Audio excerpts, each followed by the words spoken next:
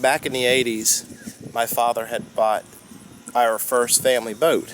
It was a 1976 Chrysler cuddy cabin with a Volvo inline 6-cylinder engine. It was a beautiful boat, and it really, really looked sharp for its time, especially back in the 80s, even though it was a late 70s boat. That boat started my interest in boats. My attachment to that boat, it's just a part of my childhood. You know, recently my father passed away a couple of years ago. Mom passed away a year ago. Back in 2008, I had an opportunity to purchase that boat. It came up on Craigslist in Greenwood, South Carolina. At the time, we didn't have the resources, the funds, or I didn't have the expertise to take such a project. It required a ton of work, a complete restoration from top to bottom. Went through some old CDs, some old backup discs, and I found the actual person's email address from 2008. I went online, emailed them, then of course they had sold it several years ago. And so I went on Craigslist about 6 months ago. I've been looking.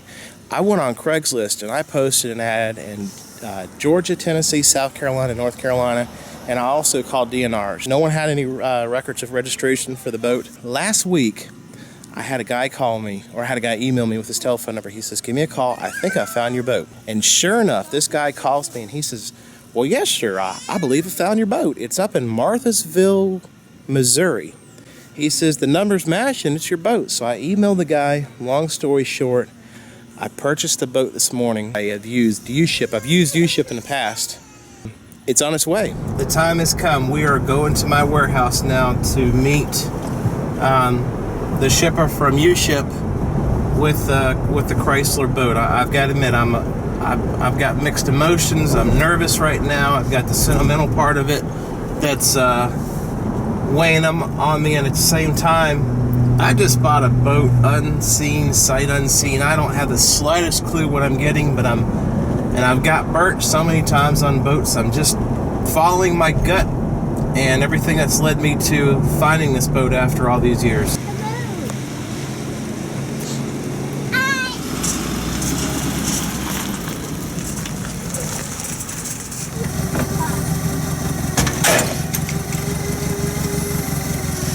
Okay, what I need you to do is go grab that wood that's...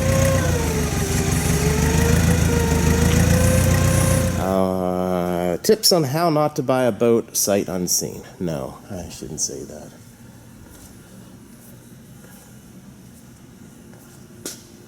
A lot of work is going to be needed.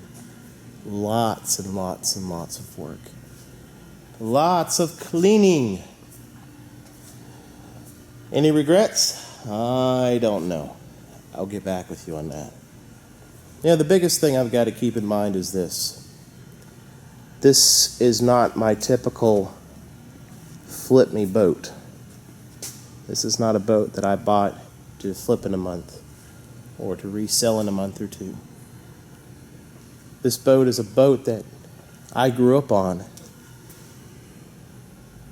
when I was in 4th grade. This is the boat that my father bought many years ago. So it's got more of a meaning to it than anything ever before. So how do you know it's your father's boat? Well, I've already compared the numbers, but the one thing that actually got my attention when I was looking for this boat, and this is kind of unique. My dad loved yellow. He loved yellow. He once painted a 77 Lincoln Mark V Continental yellow. That was very embarrassing when I was in school, but my dad went out and he bought the paint for the bottom of the boat. And while he was painting it, he's like, hey, I got a really cool idea. I'm going to put a yellow stripe and a black stripe above the waterline. And he did. Climbing aboard, it's bad. This is the one thing that really gets me. I'm not going to say anything bad about the seller, but when he was telling me over the phone, he said, hey, the guy I bought it from put a marine grade floor in. And I was kind of happy. I was like, well, cool. don't have to buy a floor. I bought this sight unseen. I really had no choice because I had to make a decision fairly quickly if I was going to get this boat. Folks, this is a deck. This isn't a boat floor. This is a deck that you build on your back porch or something. The other thing I'm trying to figure out is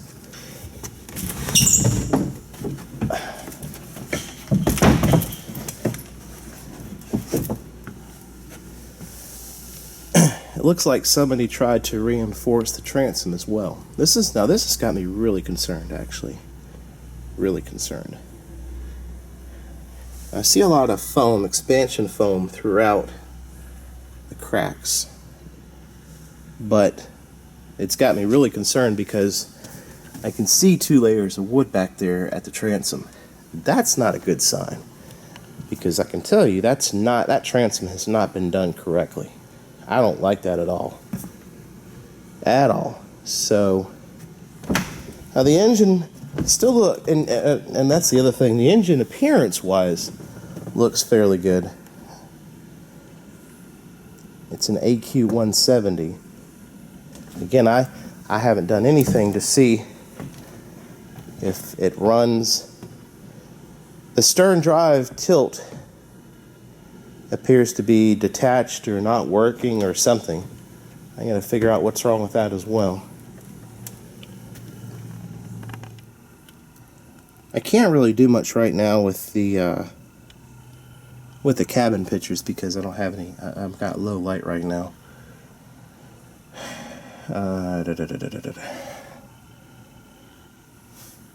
Okay, I see now.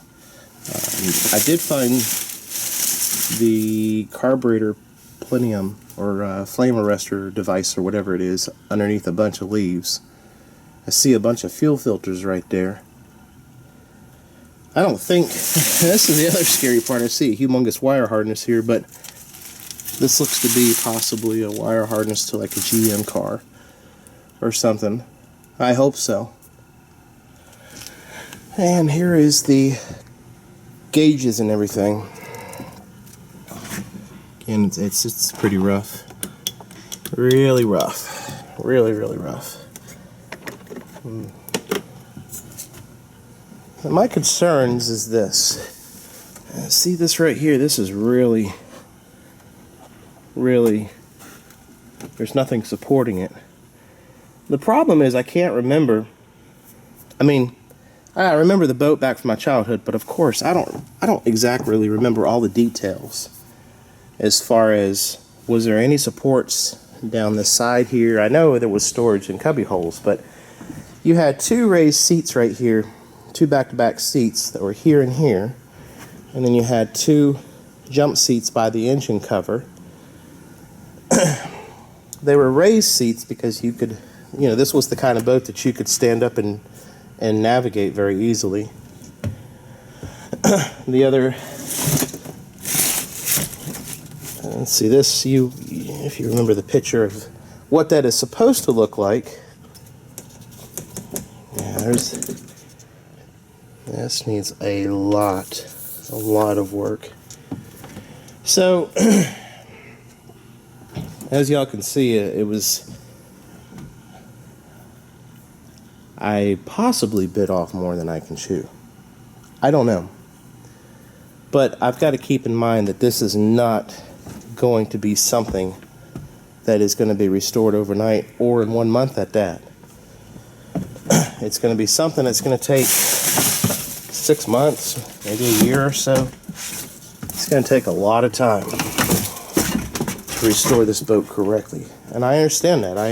I get that. I'm okay with that. So we'll see, because it's gonna take a lot of work. Stay tuned. Hey guys, Fiero 880, and well, I think we're about to see if this engine's going to crank. We had to fiddle around with it a little bit. I don't know when it was last crunk, but here it goes.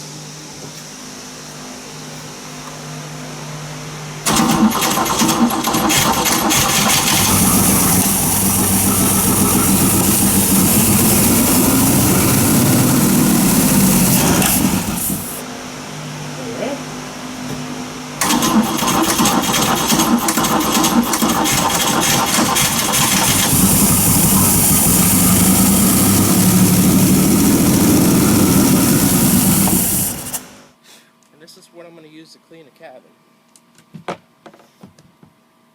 It's that bad. Here, I'm going to grab the camera real quick and kind of show y'all, since it's out in the light, what I'm dealing with here.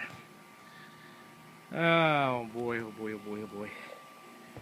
I just want to know one question. Who in their right mind puts a deck boards for a floor? So here's the inside of the cabin, and I figure the easiest way, because see, here's my concern. Not a concern, really. I think there is parts still inside this cabin somewhere that might belong to the boat, so we'll find that out here in a minute. So I'm going to give the camera back to Mr. Dave here and fire this old Craftsman's thing up.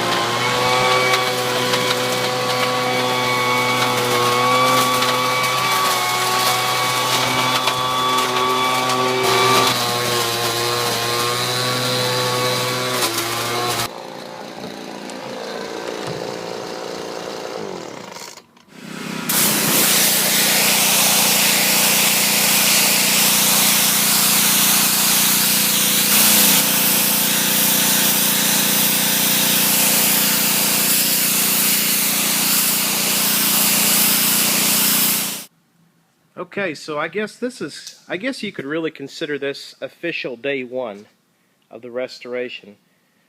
So the entire boat's been pressure washed. Purple Power didn't even bother doing a thing to it. I literally had to just stay on the gel coat the entire time.